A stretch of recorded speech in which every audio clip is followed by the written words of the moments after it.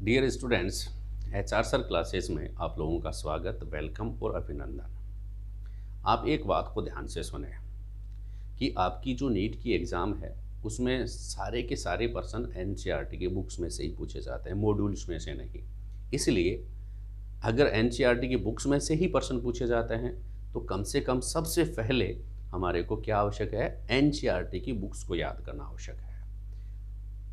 इसी प्रयास के तहत हम आपको एनसीईआरटी की बुक्स के पेज टू पेज, प्रत्येक पेज के महत्वपूर्ण प्रश्नों के बारे में आप लोगों को बताएंगे, आप लोगों को समझाएंगे और संभावना है कि वो ही पर्सन आपके एग्जामिनेशन में आएंगे। तो शुरू करते हैं। पेज एनसीईआरटी की बुक्स 11th बायोलॉजी का पेज नंबर 87 क्या कहता है, क्या महत्वपूर्ण प्रश्न बनते हैं। देखिए, पेज नंबर 87 और 88 जो है उसमें कॉम्प्लेक्स टिश्यू के बारे में बताया गया है। कॉम्प्लेक्स टिश्यू मतलब वो ही चीज स्टडी करेंगे जो आपकी एनसीईआरटी की बुक्स में है।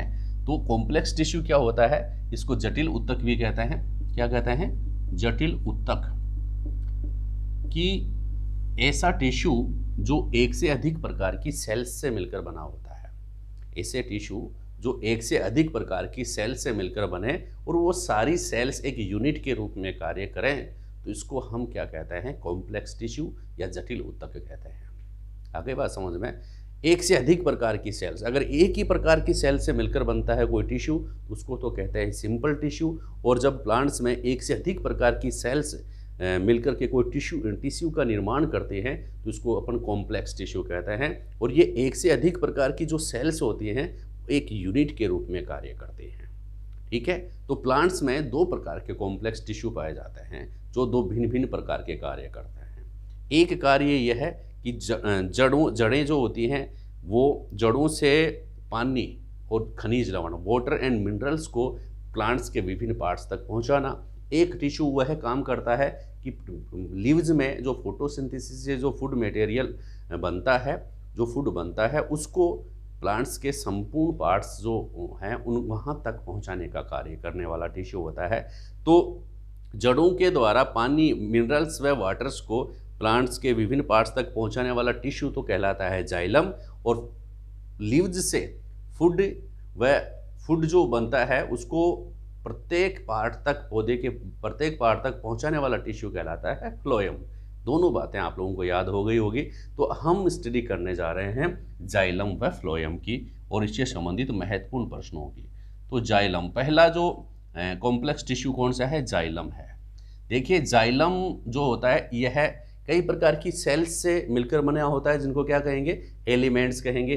कई प्रकार की सेल्स जो होती हैं वो जाइलम में पाई जाती हैं, जिनको जाइलम एलिमेंट्स कहते हैं। तो कौन कौन से जाइलम एलिमेंट्स पाए जाते हैं, आपके पेज नंबर 87 में क्या क्या बातें दे रखी हैं। बहुत सारे प्रश्न हैं, लेकिन आपके एनसीईआरटी में कौन कौन से हैं। तो पहला तो आप ध्यान में रखेंगे, यह जो होते हैं वो ट्रेकिड्स से, पहला एलिमेंट्स है ट्रेकिड्स।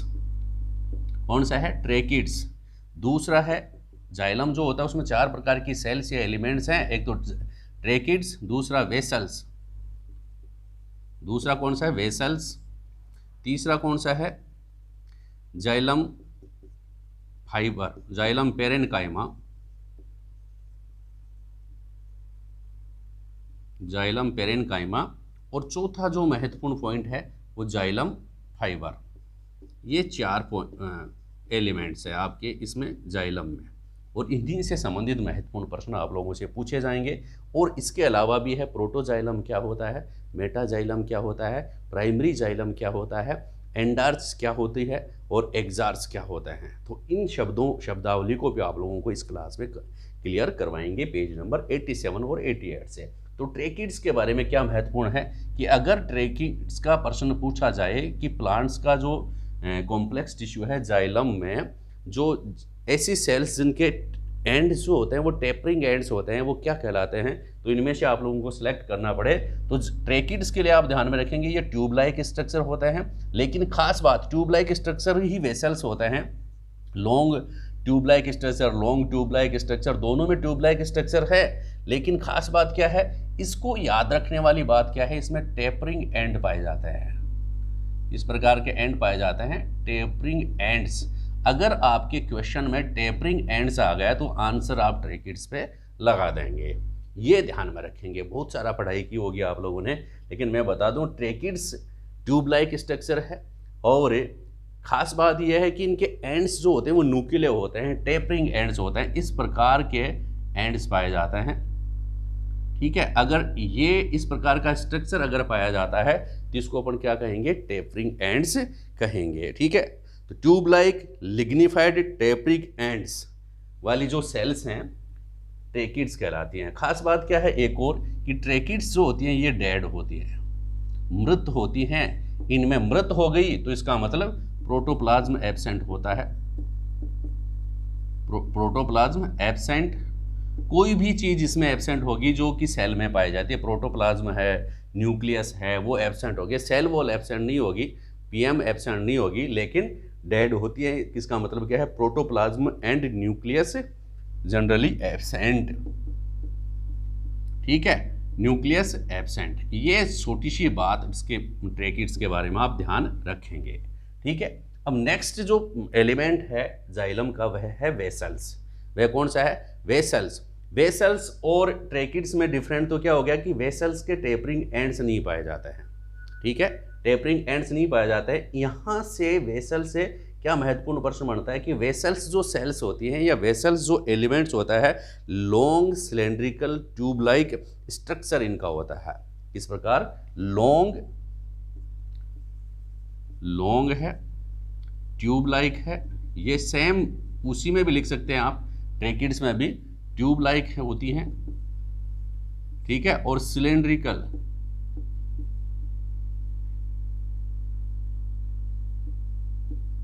सिलेंड्रिकल स्ट्रक्चर इनका पाया जाता है।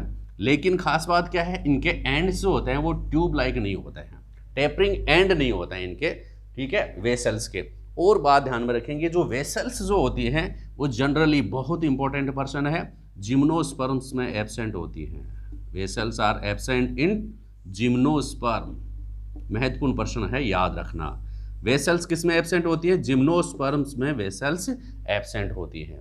जिम्नोस्पर्म्स में क्या होता है, वेसल्स एब्सेंट होती हैं। और जो एंजियोस्पर्म जो होता है उसका अभिलाक्षणिक कैरेक्टरिस्टिक्स फीचर है। आप लोगों से पूछ ले, जिम्नोस्पर्म और एंजियोस्पर्म, दो बातें ध्यान में रखेंगे। जिम्नोस्पर्म और एंजियोस्पर्म में क्या बातें ध्यान में रखेंगे कि वेसल्स किस में पाई जाती हैं, एंजियोस्पर्म्स में पाई जाती हैं। लेकिन वेसल्स एब्सेंट किस में होती हैं, जिम्नोस्पर्म्स में वेसल्स एब्सेंट होती हैं। एंजियोस्पर्म जो होता है उनमें वेसल्स पाई जाती हैं। और एंजियोस्पर्म का कैरेक्टरिस्टिक्स फीचर क्या है, प्रेजेंसी ऑफ वेसल्स। एंजियोस्पर्म्स का कैरेक्टरिस्टिक्स फीचर क्या है, presence of vessels is the characteristics feature of angiosperm. Gymnosperm में वेसल्स एब्सेंट होती हैं और एंजियोस्पर्म का कैरेक्टरिस्टिक्स फीचर है, यानी कि वेसल्स किस में पाई जाती है, एंजियोस्पर्म्स में पाई जाती है, जिम्नोस्पर्म में वेसल्स नहीं पाई जाती।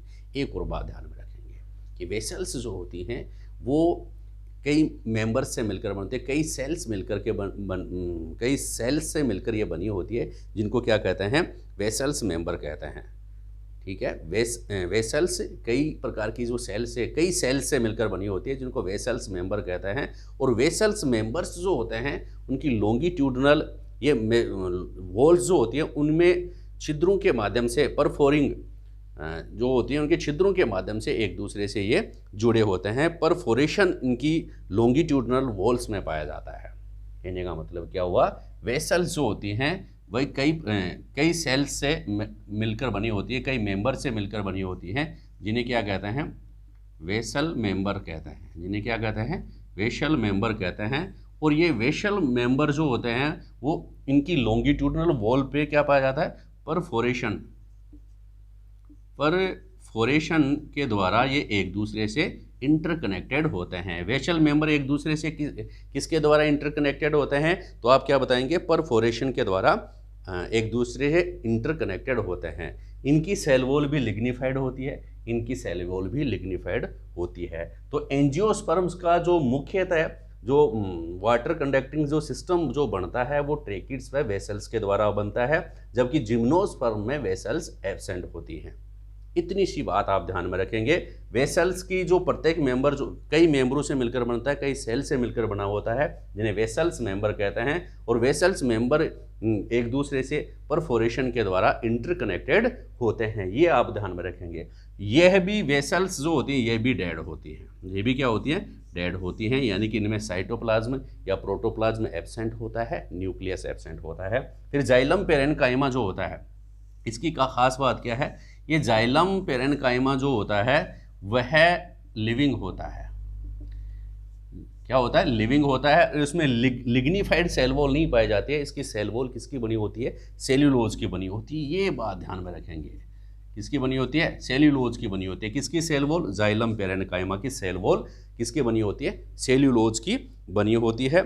और ये कई फूड, इनका कार्य क्या है, ये स्टोर फूड करते हैं। फूड को क्या करते हैं, स्टोर्ड करते हैं in form of starch, fat और कई प्रकार की जो सब्सटेंस हैं जैसे टेनिन है, ये फूड स्टोरेज का कार्य करता है। फूड स्टोरेज, फूड स्टोरेज का कार्य किसके द्वारा किया जाता है, जाइलम पेरेन्काइमा के द्वारा। लिविंग है, सेल वॉल सेल्यूलोज की बनी होती है। और फूड स्टोरेज करते हैं किस रूप में, स्टार्च के रूप में या फिर फैट के रूप में। इसके अलावा टेनिन का अगर स्टोरेज होता है, पूछ लें, टेनिन्स जो होता है, टेनिन्स का स्टोरेज भी किस में होता है, जाइलम पेरेन्काइमा में होता है। इसका मतलब क्या है, 3-4 एलिमेंट्स है जाइलम के, ट्रेकिड्स, वेसल्स, जाइलम पेरेन्काइमा और जाइलम फाइबर। ट्रेकिड्स जो होता है वह डेड होता है, वेसल्स भी डेड होती है। जाइलम पेरेन्काइमा क्या है, लिविंग होता है। और जाइलम फाइबर जो होता है यह डेड होता है, यह भी डेड होता है। इतनी सी बात अगर आप लोगों को याद हो गई है तो 87 नंबर पेज से आप लोग सेफ हैं। आप लोगों को याद हो गया होगा कि 87 पेज से क्या महत्वपूर्ण प्रश्न बनते हैं। और मैं बता दूं कि आप लोगों से पूछ ले कि रेडियल कंडक्शन ऑफ वाटर किसके द्वारा होता है, तो जो ये पेरेन्काइमेटस सेल्स जो होती हैं उसके द्वारा आप लोगों से पूछ ले। रे पेरेन्काइमेटस सेल जो पाई जाती है इसमें, रे पेरेन्काइमेटस सेल, रे पेरेन्काइमेटस सेल्स जो होती हैं उसके द्वारा रेडियल कंडक्शन ऑफ वाटर होता है। ठीक है, रेडियल कंडक्शन ऑफ वाटर किसके द्वारा होता है, तो आप बताएंगे रे पेरेन्काइमेटस सेल्स ऑफ जाइलम पेरेन्काइमा। आगे बात समझ में। अब हम 3-4 महत्वपूर्ण शब्दावली देखेंगे। देखिए, प्राइमरी जाइलम, कौन कौन सी महत्वपूर्ण शब्दावली है, primary xylem,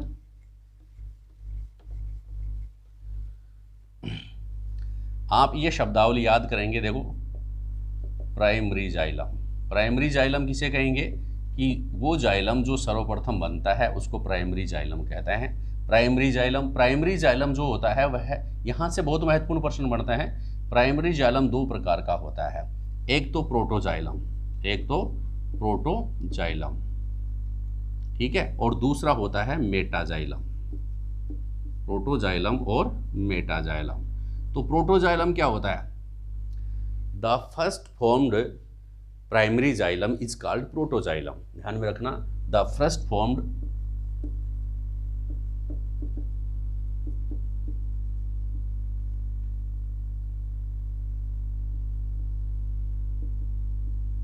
the first form primary xylem is called protoxylem, है ना। और the later form primary xylem is called metaxylem. Protoxylem, primary xylem 2 प्रकार का है, एक तो प्रोटोजाइलम और दूसरा मेटाजाइलम। प्रोटोजाइलम किसे कहेंगे, the first form primary xylem is called protoxylem and the later formed primary xylem is called metaxylem. अब खास बात ध्यान में रखेंगे, 2 स्थितियां हैं, एक तो एंडार्च,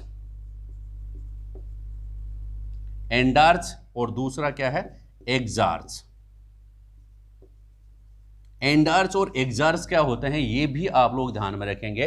तो मैं बता दूं आपको कि 2 जो प्लांट्स जो होते हैं उसमें 2 चीजें हैं, एक तो स्टेम, ठीक है, और दूसरी क्या है, रूट। देखिए, इसमें क्या होता है, स्टेम का जो अंदर का सिस्टम है, जाइलम व फ्लोएम उनमें भी पाए जाते हैं। तो अगर प्रोटोजाइलम जो होता है उसमें जाइलम की बात करें तो 2 प्रकार का, प्रोटोजाइलम प्रोटोजाइलम अगर सेंटर में व्यवस्थित हो, प्रोटोजाइलम किसमें हो, सेंटर में हो, और मेटाजाइलम जो होता है, और मेटाजाइलम स्टेम में क्या होता है कि प्रोटोजाइलम तो होता है सेंटर की ओर, प्रोटोजाइलम क्या होता है, सेंटर की ओर, lies towards the centre protoxylem, और मेटाजाइलम जो होता है लाइज टुवर्ड्स द पेरिफेरी। ठीक है, या तो जो इसको आप देखिए, ये स्टेम है, स्टेम में ये सेंटर है पिथ, ठीक है, सेंटर या पिथ की तरफ यहां अगर प्रोटोजाइलम पाया जाता है और उसके बाद क्या पाया जाता है, मेटाजाइलम पाया जाता है, तो ये पीएम वाली स्थिति, पी और एम, सेंटर की तरफ प्रोटोजाइलम और इसकी तरफ, इसकी पेरिफेरी की तरफ मेटाजाइलम पाए जाए, तो इस कंडीशन को क्या कहते हैं, एंडार्स कंडीशन कहता है। ये किस में पाया जाता है, एंडार्स कंडीशन पाई जाती है स्टेम में। एंडार्स कंडीशन किस में पाई जाती है, स्टेम में पाई जाती है। और दूसरी बात क्या है, रूट में क्या सिस्टम होता है जाइलम का, कि रूट में जो प्रोटोजाइलम है, रूट में क्या होता है, प्रोटोजाइलम जो होता है वह किस प्रकार का होता है, प्रोटोजाइलम तो होता है पेरीफ्री, यानी कि परिधि की तरफ। प्रोटोजाइलम की स्थिति क्या होती है, पेरीफ्री होती है, और मेटाजाइलम की स्थिति क्या होती है, मेटाजाइलम की स्थिति क्या होती है भाई, सेंटर की तरफ या पिथ की तरफ, सेंटर या पिथ। तो ये कंडीशन किस में पाई जाती है, रूट में पाई जाती है। रूट में प्रोटोजाइलम तो पेरिफेरी की तरफ पाया जाता है, पेरिफेरी की तरफ, और मेटाजाइलम पाया जाता है पिथ की तरफ। तो इस प्रकार की कंडीशन क्या कहलाती है, एक्सार्स कंडीशन कहलाती है। इस प्रकार की इस स्टेज को अपन एक्सार्स स्टेज कहते हैं। यानी कि आप लोगों से पूछे कि एंडार्स जाइलम किसमें पाया जाता है, तो आप ध्यान में रखेंगे एंडार्स जाइलम पाया जाता है किसमें, स्टेम में पाया जाता है, एंडार्स स्टेम में, और एक्सार्स जो होते हैं, ठीक है, वो रूट में पाया जाता है। एक्सार्स कंडीशन किस में पाई जाती है, रूट में पाई जाती है। तो ये महत्वपूर्ण प्रश्न 87-88 पेज पर आप लोगों की एनसीईआरटी की बुक्स में से थे।